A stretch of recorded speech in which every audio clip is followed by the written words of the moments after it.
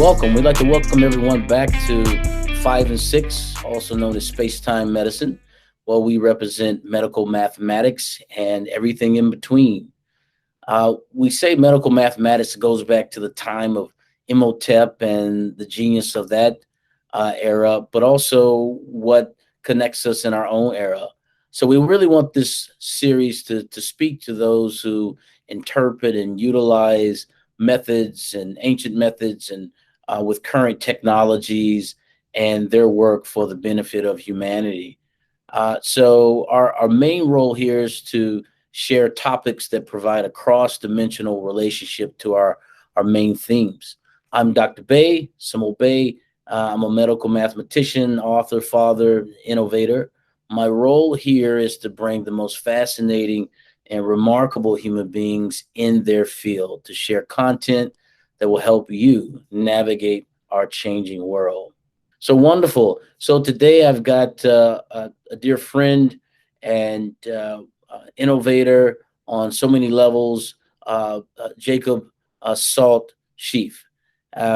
He's a glass blower extraordinaire of over 20 years or more and has innovated and told stories through glass. He's an entrepreneur, father, and a leader in his field. Please welcome Salt. Hello.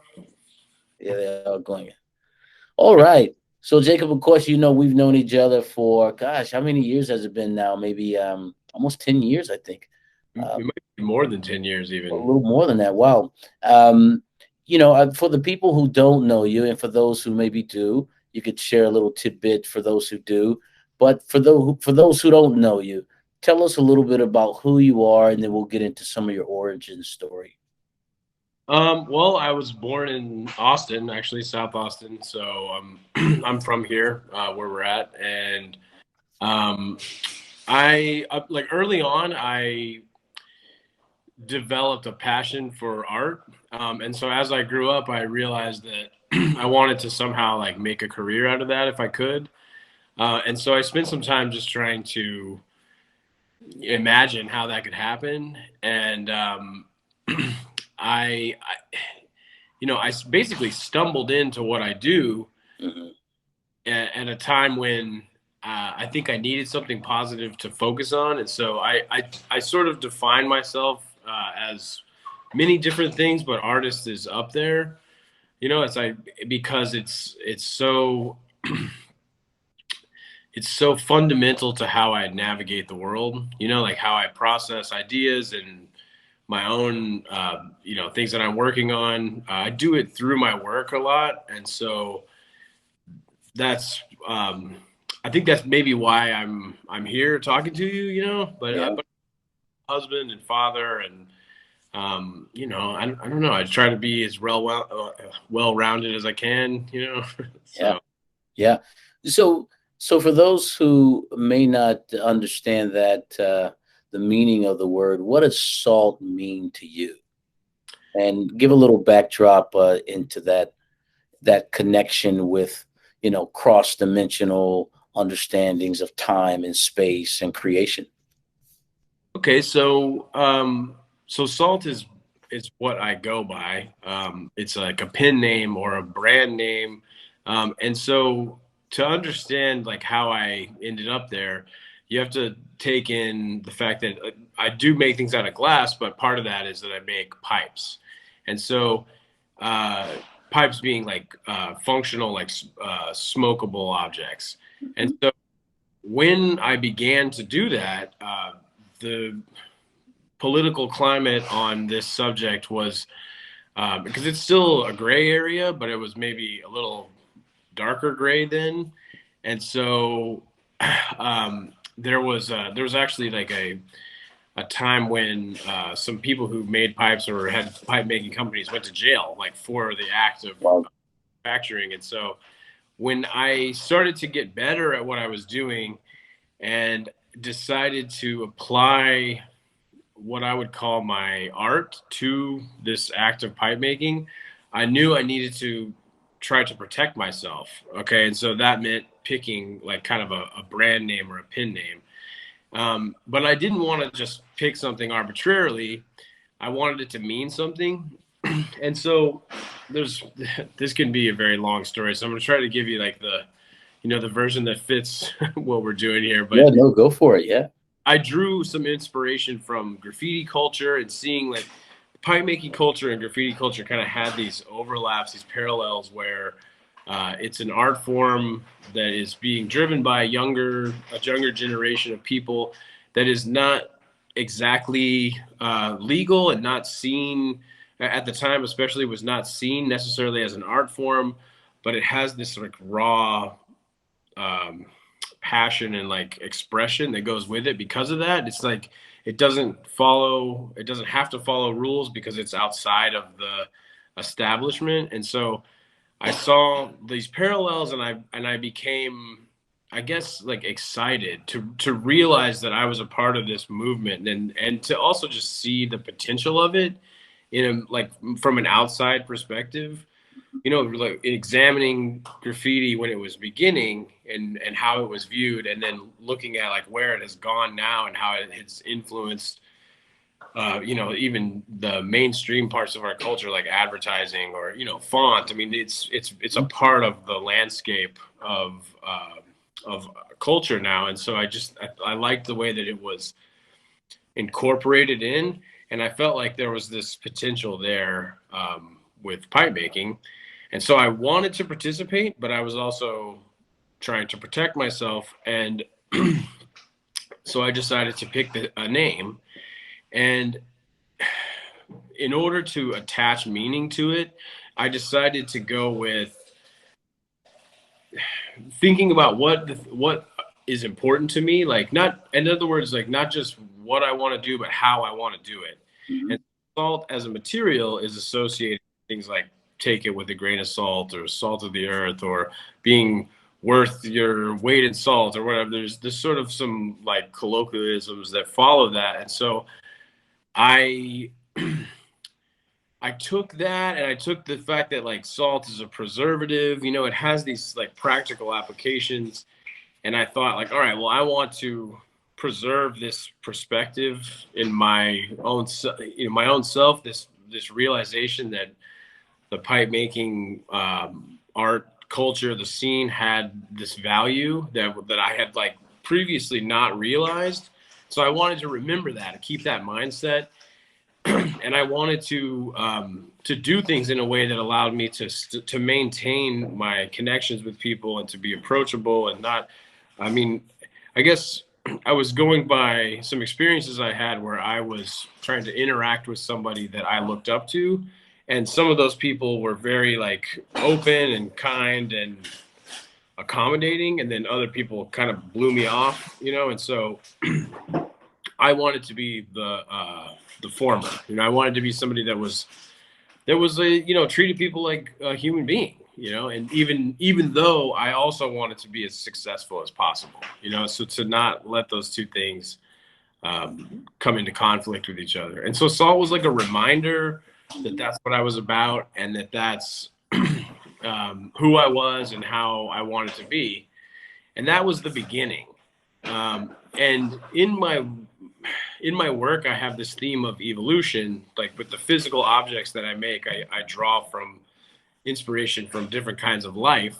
And so with that as my origin, it makes sense that the pieces get more complicated and they change and evolve. And but what I discovered was that also my connection with this name salt also evolved and changed. And I began to sort of pick up by osmosis more information about the material, and then later actually studied. At one point you gave me a book, I don't know if you remember, but I read that one, and so I found out all these things about salt that were just, for example, it's a fundamental element for the creation of life.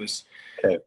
The idea of the primordial ooze is, I think, referencing like salt water, the ocean, like where relatively agreed upon that this is where life comes from on Earth, and so, and it's essential for how the body functions. Like life requires a certain amount of salt, to operate. And so I was pleasantly surprised by that, but it caused me to like pay closer attention to it, and it has continued to evolve and kind of deepen in its meaning. And so the it's my name, you know, it's my brand, but in a way it's also like kind of a teacher, you know, it's something that Mhm.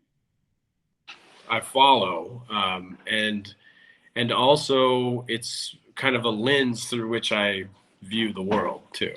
So a few things you said there, graffiti inspiration. I love that ancient hieroglyphics, time that when you're, intersecting and merging that, say, with, culture, think hip hop and so on, but with glass, with glasses making is one of the most ancient arts, pottery, ceramics, a little different, but bringing that through Italy, the Venetian glass, I'm aware of historically, and then coming up to the modern day glass history. It's interesting because your motif, what you're known for, I would say, is, and correct me if I'm wrong, is an eyeball. It's like an all-seeing eye without the triangular motif around it. Describe what that is for those who may not know or get it, or where does that come from? What, the eye? Well, it's not just the eye, but like I was mentioning before, I draw from all forms of life. As like Yep. I allow myself to just access to whatever I have taken in, and I will use it and mix it and mash it up in a very like kind of freestyle and organic way Hmm. that lends itself to this idea of evolution. But the eye is one of the strongest, if not the strongest, elements that I use on basically everything that I make. And so part of it is that I mean, there's so much imagery and meaning built in automatically into our, you know, not just our society, but all societies, because Yeah. you so many eyes. It's one of the first things I think that you can recognize as a baby, you know. And so I'm trying to draw on these like powerful these ways that we're wired so early on, and these powerful pathways that come along with that, in order to like begin a sort of a visual conversation with my work and the viewer. See, ultimately, like one thing that I discovered at some point was that pipe making art was very special in that pipe art is meant to be experienced in a different way. You know, so these things are they have these eyes and teeth and these lifelike features to draw you in, but then you're supposed to touch this object. Whereas like most art is meant to be hung on the wall or on the pedestal and behind the stanchion, and like you don't touch it, and you gotta, you know, you have to be careful. It's in order to protect the art. But pipe art is designed to be used, it's designed to be touched and used in a very intimate way. Like you actually put these pieces up to your mouth and like breathe through them, and you clean them, and you also the way that pipe art is shared is very, it's a social thing. So people sit down in a circle and they pass these objects to one another, and they you know, it brings people together, but they also are using more of their senses to experience the art, really all of their senses if they're really paying attention. Yeah. So I incorporate textures and things that I know are going to be extenuated by that process. Mhm. And the you know the all of it together, taken as a whole, these objects are treated more like pets, if that makes sense. How I look at it is it's like there's an exchange there too, where the way that they're used, there's an opportunity for that user to have like a moment of peace, perspective, relaxation, perhaps to like break themselves out of a funk, you know, and in return, that object is taken care of by its owner. You know, it's not alive, but it does have a lot of the aspects of life built into it, and it is meant to be a symbiotic element to a living thing, you know. Right. And so Right. think the I is sort of the beginning of that narrative. And while I have like had some of these conversations, both in interview form or just with a person, a lot of times I don't really share this part of things because I'd rather people just experience them Right. maybe first, Right. not necessarily needing to realize. But all of those textures, and it's different kinds. Some textures are meant to be meditative, some are meant to be relaxing, some textures are meant to like be like, hey, pay attention, you're holding something that is needs you need to take care of and be careful, like in other words, be in this moment, you know. Right. And so I try to give people all of those opportunities through the work, but not necessarily beat them over the head with the fact that Right. they're that it happened, you know. Mhm.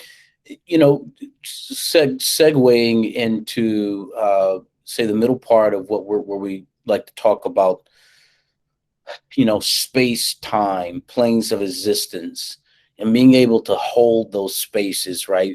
You think of someone who channels information or genius or, even insanity, right? Or of course, serial killers. They exist all, everyone's existing on some relative plane there. Is Can you describe that space that you channel this information from? The revelatory plane of existence that's familiar to you, that everyone, every artist, every, creative has that space that they can go, and there's this exchange of information, which is quite fascinating to say the least. But can you describe that process, or when did that really show up in regards to listening for your art form? Oh, that's interesting. I couldn't put a finger on exactly when, but I would say that it came as a natural byproduct of being able to submit to the process. Ah, ah, Really, like, you may call it a flow state or trance-like state or meditative state or whatever, but what it comes down to is saturating yourself with a task or a series of tasks, an idea, an art form, whatever, and focusing on that enough to where your brain pattern changes in somewhat indescribable but understandable way. You know mhm, that people. mhm, This is that's why there's so many names for it or ways to describe it, because it's part of our. It's like one of the most powerful parts of the human mind, I think. But I found it very much. I don't know that I was surprised to find it, but more just looking back, like, oh, that was different, or that I got some. I feel like I understand this better, and in that space, you you have access to what I would describe as just the realm of possibility. And it's easier to see those possibilities and to see them all kind of at the same time, mhm, or at least that's the way it feels to me. And as I have done this more and more, it's easier for me to get there and also easier to stay longer. mhm. And so that, and then I think actually I would also add that it's easier to come in and out of it, because as a father and a business owner and a husband and all these other things, that these other hats that I have to wear, sometimes I have to start and stop working all the time. But I find that space is there. It's not like going a far distance. It's more just like switching your perspective, and then and maybe using more of your neurons to focus on that realm of possibility, and then I can see it branches out, like it's like roots of a tree, or branches coming off the trunk. There's like the main possibility, and then the main branches off of that pot, and then it goes and it permutates from there. And so it feels wonderful. First of all, I love it. Feels like lightning, striking up out of you almost sometimes, or at least that's how it is for me. But it also feels very uh, calm. It's there's a commonality there. Like this is something that is for everyone. In other words, like I don't feel like I own my style, I feel I have the opportunity to earn it every day. Does that make sense? Like someone else could use the same elements that I'm using, and many people do, and yet if I give myself to it as much as I can, then I can be one of the best, or I can do the best job that I possibly can at bringing it forth. And so that's kind of like, I think what does that is getting to that place where like I have access to all these possibilities, and it just kind of flows. Right. It's amazing. You mentioned a couple of key words there: submission to that process. Wow. I would imagine, of course, for any of us to create, we've got to get to that humility, that ability to just say, okay, teach me, show me. And that's quite a space to be in. Yeah, and honestly, with my art form, uh, it requires that because the glass gets hot, and you have to pay attention because it's hot. You don't want to burn. It breaks, it's sharp, and so you got to pay attention because you don't want to cut yourself. But once it's hot, it's like a liquid basically. And so if you don't pay close attention, it will literally drip onto the table. And so it I think that this art form lends itself to breaking you, and it's about letting go of all the other things you're thinking about as much as it is focusing on this. It's like, oh, I'm not thinking about the dentist, or I'm not thinking about I got to take the trash out. I'm not thinking about whatever I said to so and so in high school. I mean, who knows what's going through your brain. That's how I am sometimes. I'll be like, oh, what if I said this 2 months ago or whatever. So it with this art form, with blowing glass, like specifically with a torch, because that's what I have experience with. It really is good at focusing you. So Mm-hmm. Wonderful. For all of those who are listening, yes, this is these are words of wisdom, and of course we want you to interact and share your states of flow, your states of connection with other dimensions. And so, thank you for sharing that. Segueing into our other section here, we call this the innovations segment. And so, gosh, I mean, hieroglyphics, graffiti, all things in glass innovates. What in your field, from either your own hands, of course, some things I'm sure may not be patented for you to talk about or whatever, but in your private library, what type of innovation do you see in your field currently, and what do you hope to see? Okay, well, so one thing about my field is that we are, especially like this group of pipe makers, are pushing a relatively new medium in terms of it's glass, yes, and glass is an old art form, but this type of glass is relatively young. I think it's originally it's like 100 years. The clear has been around, but only about maybe 50 years tops that the color has been around, and it wasn't really meant for art.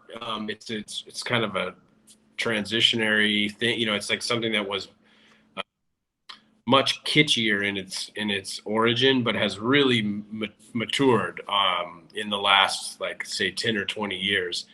And so, you see all kinds of developments in technique that are driven by this field, but also like being old things that are being refined.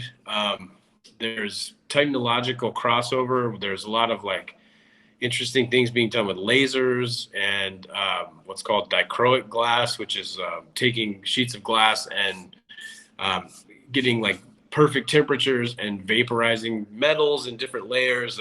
And this, I think dichroic glass is actually originally was used as shielding on like space shuttles, but then that has crossed over into stage lighting, which has crossed over, not necessarily in a linear fashion, but has also crossed over into this art form too. And it does all kinds of interesting things. And you see a lot of there's technology involved with the process of smoking, of moving the smoke and moving the water. And so you see a lot of innovation and study in essentially aqua dynamics. And there's some extremely technical pieces being made where water is and smoke is designed to move from one part to another, but in a pattern that creates like a Venturi effect and makes like a whirlpool in parts of the pieces, and something called a recycler, which will cause the smoke to pass through the cycle more than once, and so and this is very much like a functionally driven thing. It's like how they want to, the experiences that they're looking for, I guess is what I'm trying to say.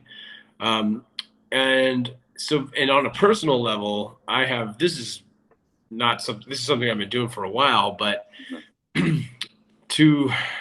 me try to give you some background.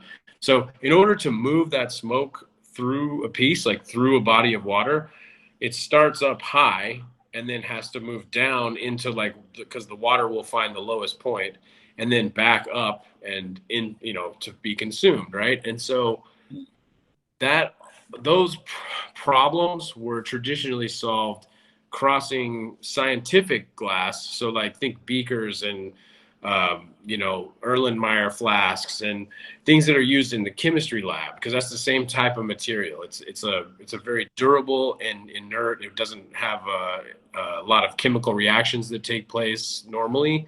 And so it's a perfect type of glass for function.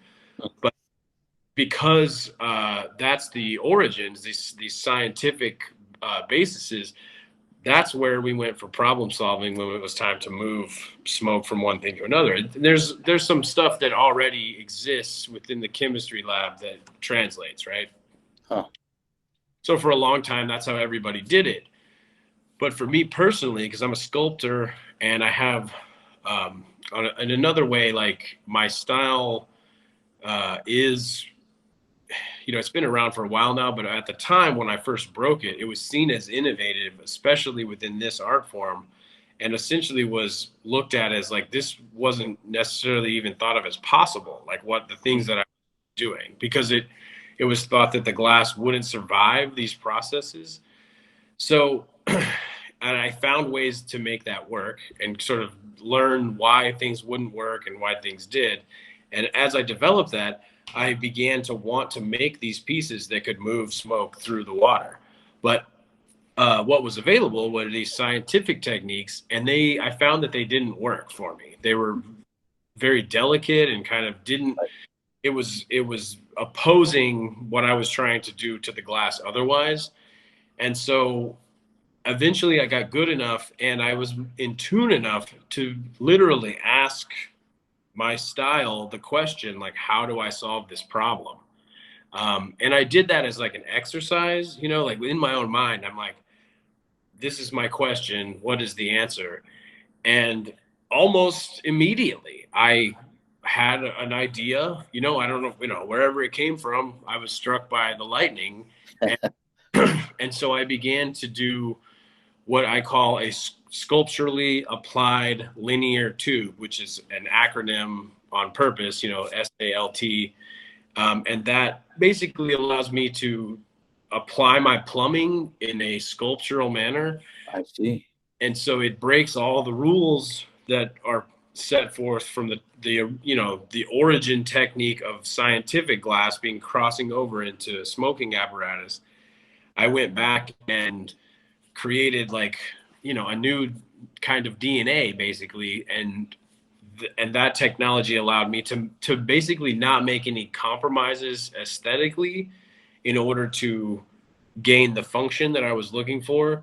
Instead, my function has an aesthetic aspect to it. It's part of the artwork rather than something stuck on and meant to be hidden within a piece of artwork, which was early on was like one of the criticisms from other parts of the glass movement and other parts of the art community. There's sort of like, yeah, it's art, but then you put this function on there, and then it's like, why is that on there? And it doesn't go, or it's, you know what I mean? It's like it makes something look either unfinished or like it has something added onto it. Or that was the criticism.